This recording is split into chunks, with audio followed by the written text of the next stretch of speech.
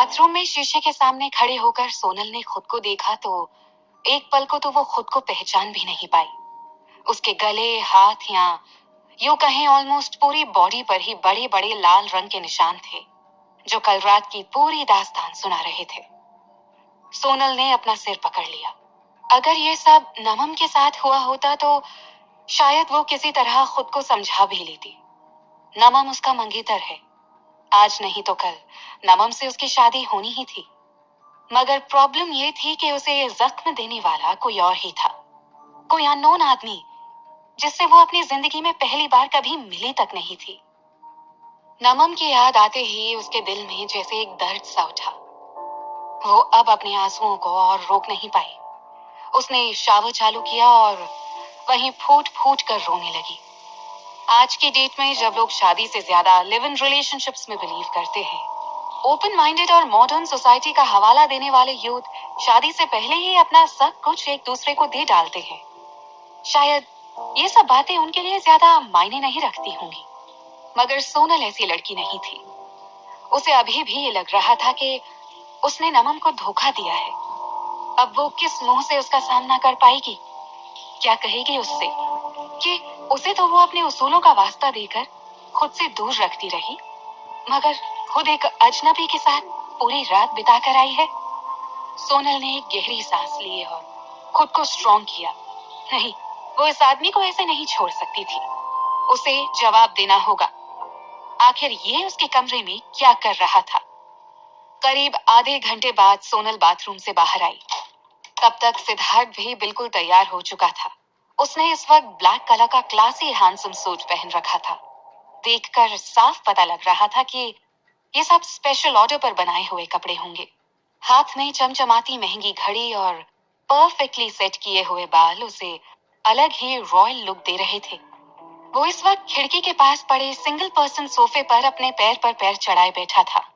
उसका एक हाथ इस वक्त सोफे की आर्म रेस्ट पर था और दूसरा उसके गालों के पास रखा हुआ था, मानो वो किसी गहरी सोच में डूबा हुआ हो।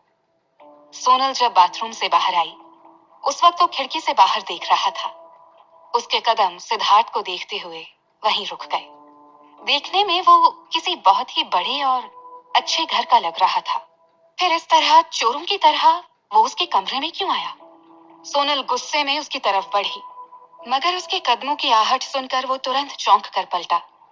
उसने एक नजर ऊपर से नीचे तक देखा और शांत आवाज में उससे पूछा, कौन हो तुम और क्या नाम है तुम्हारा?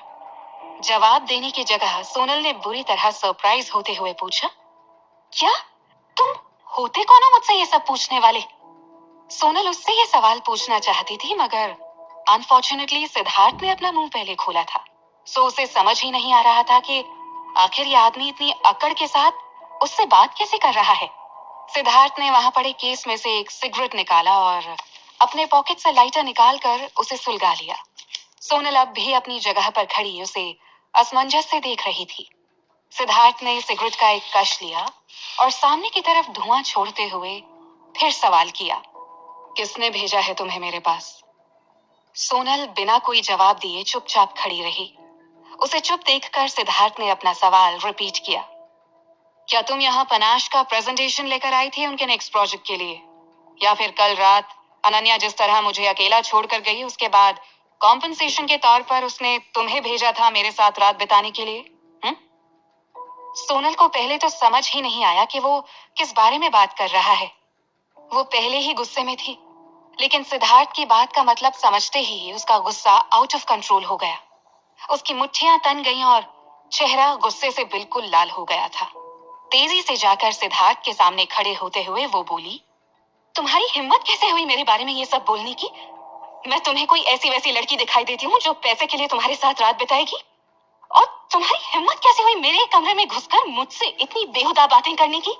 अगर तुम्हें लग रहा है कि मैं तुम्हें ऐसे ही छोड़ दूंगी तो बहुत बड़ी गलतफहमी पाल रखी है तुमने, मिस्टर हुएवर यू आर। मैं तुम्हारी कंप्लेन यहाँ के मैनेजमेंट से करूंगी और जरूरत पड़ी तो पुलिस में भी कंप्लेन करूंगी। सोनल की बात सुनते ही एक बार को सिद्धार्थ भी कंफ्यूज हो गया। तुम्हारा रूम? उसने हैरानी से रूम पर एक नजर डाली। माना कि उसने कल रात काफी ड्रिंक कर ली थी, मगर उसे इतनी भी नहीं चढ़ी थी कि वो किसी और के रूम में जा घुसे। लगता है इसकी कल रात की अब तक नहीं उतरी, तभी ऐसी बहकी बहकी बातें कर रही है। आयु श्योर ये तुम्हारा रूम है? तुम्हें अपने रूम का नंबर याद है? सिद्धार्थ ने अब इंटरेस्ट के साथ उठकर उसके सामने खड़े होते हुए पूछा। क्यों? क्या ये रूम नंबर 2609 नहीं है? सोनल ने गुस्से में उसकी आंखों में आंखें डालते हुए पूछा। जवाब में सिद्धार्थ ने अपने हाथ बांधते हुए उसे एक टेढ़ी मुस्कान दी और धीरे से अपनी गर्दन ना में हिला दी।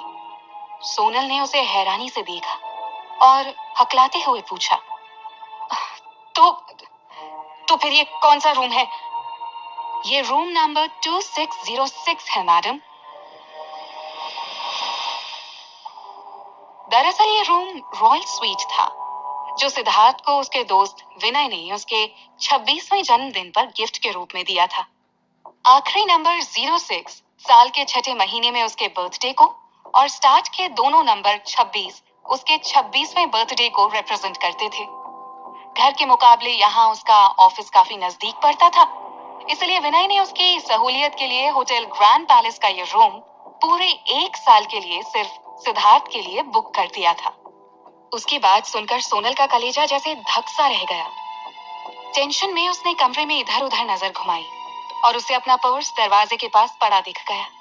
वो तुरंत उस तरफ दौड़ी। पर्स खोलकर उसने कांपते हाथों से रूम काज बाहर निकाल कर देखा। उस पर बड़े बड़े अक्षरों में 2609 लिखा हुआ चमक रहा था। उसने घबराते हुए सिद्धार्थ की तरफ देखा और जवाब में सिद्धार्थ ने अपना रूम कार्ड उसके सामने कर दिया, जिस पर 2606 लिखा हुआ था। सोनल की मानो सांसें ही थम गई। उसकी आंखों से लगातार आंसू बहने लगे। वो खुद कल रात गलत रूम में आ गई थी। अब उसे याद आ रहा था कि बार बार कार्ड ट्राई करने के बावजूद दरवाजा क्यों नहीं खुल रहा था। उसके पास सिद्धार्थ की किसी भी बात का जवाब नहीं था।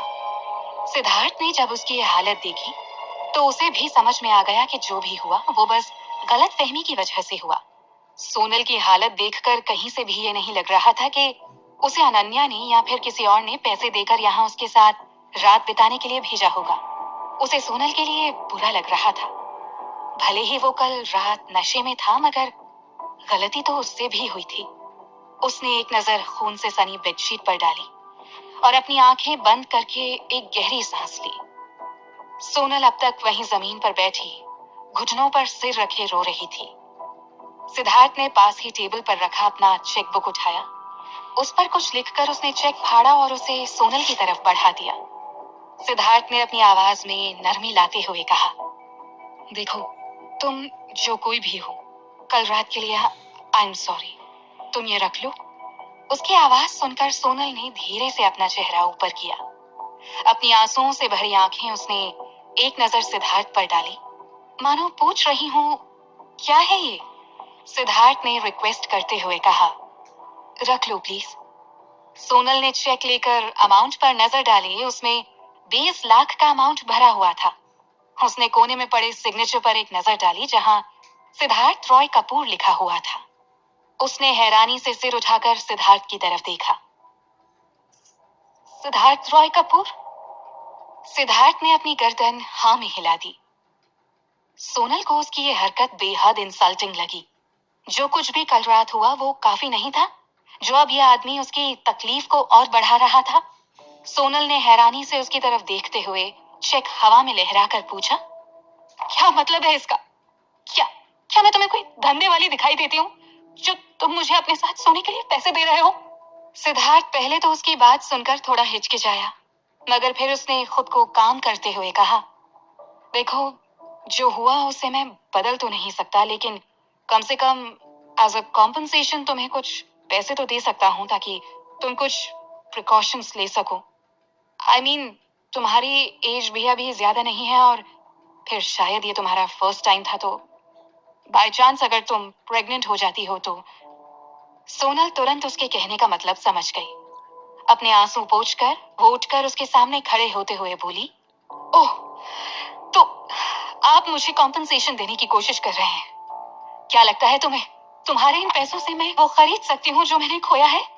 उसने वो चेक सिद्धार्थ के चेहरे के सामने लहराते हुए गुस्से से भरकर पूछा। सिद्धार्थ ने एक ठंडी सांस भरते हुए कहा, देखो, हम दोनों ही वेल एजुकेटेड और मैच्योर हैं।